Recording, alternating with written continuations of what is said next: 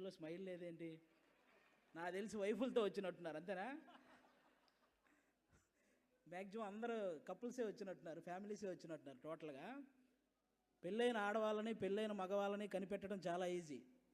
పెళ్ళైన ఆడాలకైతే తాలి వేలాడుద్ది, పెళ్ళైన మగాళ్ళకైతే మొహం వేలాడుద్ది. ఆల్మోస్ట్ ఇక్కడ చాలా మొహాలు వేలాడుతున్నాయి. మీ పిల్లలే అనుకుంటే ఇక్కడ డ్యాన్స్ చేసింది నాకు తెలిసి వాళ్ళ పేరెంట్సే అనుకుంటా అందరు ఇక్కడ ఉంది. అవునా? అందరు మీరేనా? మీరేమో భర్తల చేత నాట్యం చేయిస్తారు, మీ పిల్లలేమో భరతనాట్యం చేస్తారు, అంతేనండి? కానీ నాకు చాలా బాగా అనిపించింది ఇక్కడికి రావడం. నేను జనరల్గా చాలా ఫంక్షన్స్కి వెళ్ళాను, కానీ ఇంత సాంప్రదాయంగా జరిగిన ఫంక్షన్ ఇదే నేను ఫస్ట్ టైం.